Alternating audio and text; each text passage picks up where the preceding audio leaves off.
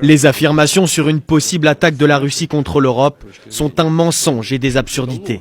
La Russie est prête à discuter avec l'Occident des questions de sécurité européenne et de stabilité stratégique. Bonsoir à tous et bienvenue sur la chaîne. Ce soir, nous vous proposons une vidéo exceptionnelle. La conférence de presse de Vladimir Poutine, donnée le 27 novembre 2025 à Bichkek, Kirghizistan, juste après le sommet de l'OTSC, Organisation du traité de sécurité collective. Le président russe répond sans filtre et en détail aux questions des journalistes russes sur les sujets brûlants du moment. Les relations bilatérales avec le Kirghizistan, énergie, nucléaire civil, AI, etc. La situation militaire sur le front ukrainien, avancée russe, effondrement potentiel du front adverse. Le plan de paix Trump, les 28 points, les négociations secrètes, les réunions à venir à Moscou. Les fuites téléphoniques, la pression sur les négociateurs américains, les sanctions surprises. La légitimité du pouvoir à Kiev, la question des actifs russes gelés, les essais nucléaires, le retour éventuel dans le G8, etc. C'est rare d'avoir un échange aussi long, aussi franc et aussi riche en informations de première main. Alors installez-vous confortablement, likez, commentez et partagez. On plonge ensemble dans cette conférence qui risque de faire beaucoup parler dans les jours qui viennent. Bonsoir, Pav Zeraban, chaîne de télévision russe. Le principal thème mondial de ces derniers jours a été le plan de paix de Trump. Et bien sûr, nous avons beaucoup de questions à vous poser. Dans quelle mesure le projet qui a été publié à l'origine tient-il officiellement compte de notre position? Avons-nous déjà reçu une version modifiée de ce document après les négociations entre les États-Unis et l'Ukraine? Quand, par conséquent, commenceront les négociations russo-américaines qui, comme nous l'avons entendu, n'ont pas été menées et ne sont pas en cours concernant ce document? Quand Steve Witkoff vous rendra-t-il visite? Et que pensez-vous des perspectives d'un règlement pacifique? Maintenant, merci. Concernant le projet d'accord, il n'y avait pas de projet d'accord. Il y avait un ensemble de questions qui ont été proposées pour être discutées et formulées définitivement. En général, je l'ai déjà dit à plusieurs reprises. Avant ma visite aux États-Unis, avant ma visite en Alaska, nous en avons discuté avec les négociateurs américains. Et après cela, il y avait une liste de 28 points d'accord possibles. Et comme je l'ai déjà annoncé publiquement, elle nous a été transmise par certains canaux et nous en avons pris connaissance. Après cela, des négociations ont eu lieu à Genève entre la délégation américaine et la délégation ukrainienne. Et si j'ai bien compris, ils ont décidé entre eux que ces 28 points devaient être divisés en 4 volets distincts. Et tout cela nous a été remis. En général, langage diplomatique, car c'est une chose en général de dire que la Russie ne va pas attaquer l'Europe. Cela nous semble drôle, n'est-ce pas? Nous n'avons jamais eu l'intention de faire cela. Mais s'ils veulent l'entendre de notre bouche, réglons cela. Il n'y a pas de question. C'est juste qu'il y a des gens là-bas. Il me semble qu'ils sont un peu fous ou que ce sont des sortes d'escrocs. Ils veulent en tirer quelque chose en déclarant publiquement à leur population, à leurs citoyens, que la Russie se prépare à attaquer l'Europe et qu'ils doivent immédiatement renforcer leur potentiel de défense. Soit ils servent les intérêts de l'industrie de la défense, des entreprises privées, soit ils essaient d'une manière ou d'une autre d'améliorer leur code de popularité politique intérieure dans ce contexte, compte tenu de l'état déplorable de l'économie et de la sphère sociale. Il est difficile de dire par quoi ils sont guidés, mais de notre point de vue, c'est complètement absurde. C'est un mensonge pur et simple. Mais néanmoins, si cela est promu dans la conscience publique, si l'ont effrayé leurs citoyens et qu'ils veulent l'entendre, nous n'allons pas attaquer et nous n'avons aucun plan pour cela. Nous n'avons aucun plan d'agression contre l'Europe. S'il vous plaît, nous sommes prêts à arranger les choses comme vous le souhaitez. Cela a peut-être du sens. Cela signifie que si nous voulons parler ensemble, discuter de cela. Et mettre des points sur les questions de sécurité pan-européenne probablement. Oui, nous l'avons nous-mêmes suggéré une fois. Si nos partenaires occidentaux, nous les appelons à nouveau ainsi. Vous le voulez maintenant, s'il vous plaît? Nous sommes prêts. Mais vous et moi comprenons que nous devons nous asseoir et discuter sérieusement de cela, où chaque mot compte. Ou par exemple, l'un des documents mentionne que nous devons résoudre la question de la stabilité stratégique avec nos partenaires américains. Pour l'amour de Dieu, sommes-nous contre? Nous leur avons proposé la même chose. Nous avons également proposé à l'administration Obama de négocier sur certaines questions. Ils nous ont écoutés, puis, un mois avant que l'administration Obama ne quitte la Maison-Blanche, tout s'est bloqué. Nous avons maintenant un autre traité START 3 qui arrive à son terme et qui se termine en février. S'ils ne veulent rien faire, nous n'avons pas besoin de le faire. Mais nous avons vu dans ces documents que, dans l'ensemble, ils ont le désir de revenir sur ces questions. Mais chacune de ces questions est un domaine distinct et très sérieux. Bien sûr, nous sommes prêts à cette discussion sérieuse. La délégation américaine doit arriver à Moscou la semaine prochaine.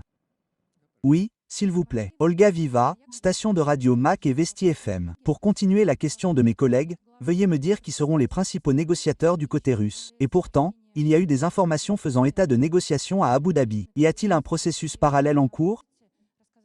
Pouvez-vous me dire qui parle à qui et ce qui s'y passe en général? Merci. Il est évident que c'est le négociateur du côté russe. C'est le ministère des Affaires étrangères. Lorsque nous nous asseyons à la table des négociations et que nous discutons en détail et sérieusement de chacun des points de discussion proposés, ce sera le ministère des Affaires étrangères de notre côté. Et du côté de l'administration, ce sera Vladimir Rostus-Slavaj-Madinsky, assistant du président qui a été impliqué dans ce projet depuis le tout début. Pour les affaires courantes.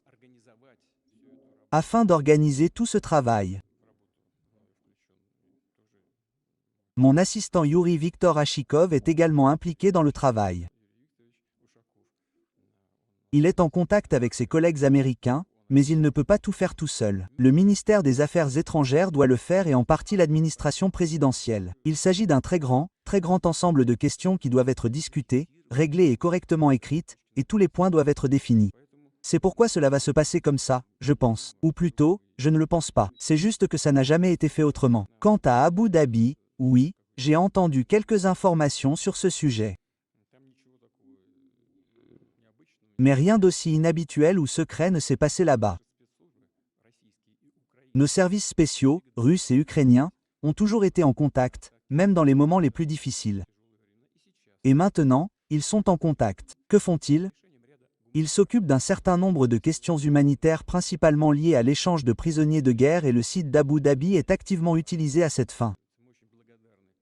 Nous sommes très reconnaissants au président des Émirats arabes unis pour les opportunités qui nous ont été offertes. Grâce à ces efforts, plusieurs centaines de nos hommes, nos héros sont rentrés dans notre patrie.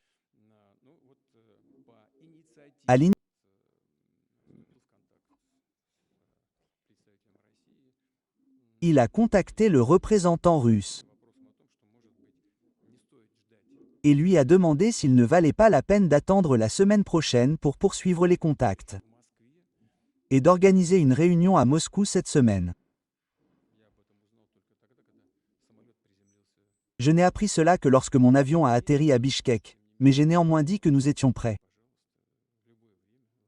S'il vous plaît, à tout moment, cette question est si importante pour tout le monde et pour nous que nous arriverons ce soir à n'importe quelle heure du jour ou de la nuit. Nous reviendrons jeudi, vendredi, samedi, dimanche, quand ils le souhaiteront. Mais nous avons convenu que nous déciderions et que l'administration du président des États-Unis déciderait qui doit venir et quand.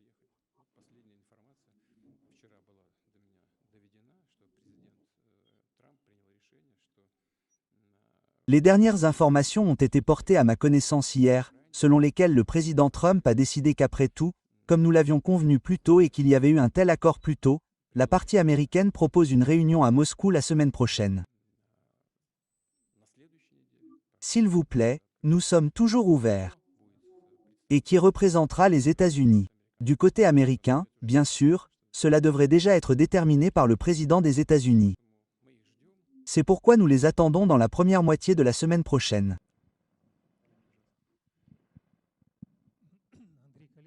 André Klenikov, Journal Commerce, Vladimir Vladimirovitch. Maintiendrez-vous le fait que la question territoriale, principalement dans la partie du Donbass, doit être résolue ici et maintenant et pour toujours? Ou accepteriez-vous de reporter cette question, pour ainsi dire, jusqu'à des temps meilleurs? Si vous me le permettez, une dernière question. Accepteriez-vous de revenir au G7, au G8 mondial, comme le stipule l'une des options pour un plan de règlement pacifique, c'est-à-dire de revenir auprès de tous ces gens?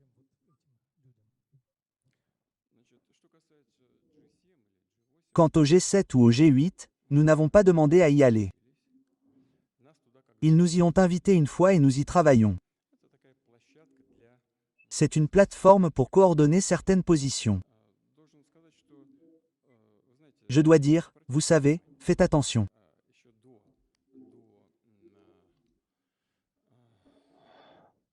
Même avant que les événements tragiques en Ukraine ne commencent. J'ai arrêté d'y aller. Vous ne l'avez pas remarqué? Oui, nous l'avons vu. Par conséquent, lorsque les événements en Ukraine ont commencé, ils ont dit que nous ne vous attendions pas là-bas. Eh bien, Dieu merci, mais nous n'avons pas demandé à y aller.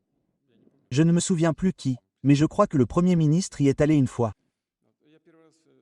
La première fois, j'ai refusé parce que vraiment je n'invente rien. C'était juste au moment de la formation du gouvernement après que j'ai été élu président, à mon avis, en 2012. Mais nous ne renonçons jamais au contact. Nous sommes toujours ouverts à l'interaction. Tout d'abord, personne ne nous invite ici. Je n'ai pas entendu ni reçu d'offres officielles. Et deuxièmement, nous savons comment nous traite l'écrasante majorité des membres de cette association, les 7 grands. Comme je l'ai dit une fois, je ne comprends pas vraiment pourquoi on les appelle les 7 grands. Ils sont de plus en plus petits en termes de territoire, de population et de contribution au PIB mondial. Eh bien, cela n'a pas d'importance. Ils restent nos partenaires importants. Dans la situation actuelle, je ne vois pas vraiment comment nous allons interagir directement avec eux. Vous imaginez vous-même? Eh bien, nous viendrons nous saluer et nous nous regarderons de travers, n'est-ce pas?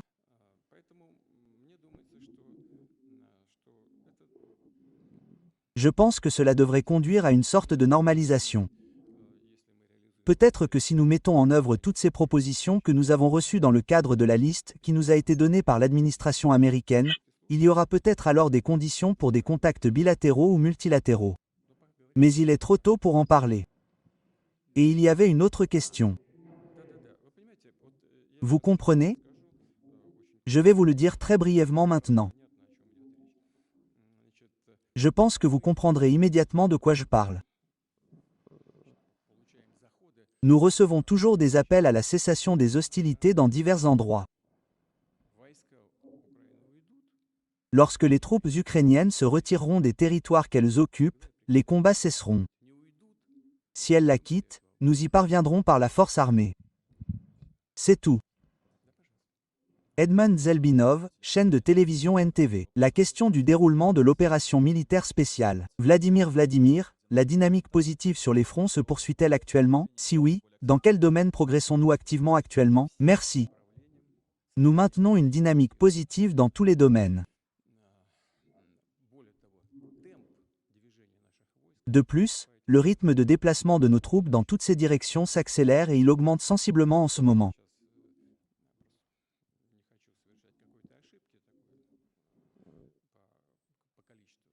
Je ne veux pas faire d'erreur en termes de nombre de kilomètres, mais de mois en mois, le nombre de territoires, pour ainsi dire, que nos troupes reprennent dans toutes les directions principales augmente. C'est-à-dire que le rythme de déplacement de nos troupes s'accélère.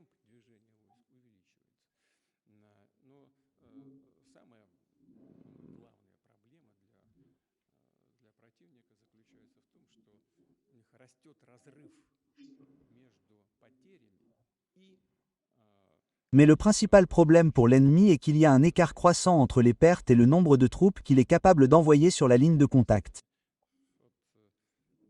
En octobre, à mon avis, ils ont eu plus de 47 000 pertes. 47 500. Ils ont recruté 16 500 personnes par la mobilisation, en fait par la mobilisation de la force. Et ils ont renvoyé environ 14 500 ou 15 000 personnes des hôpitaux.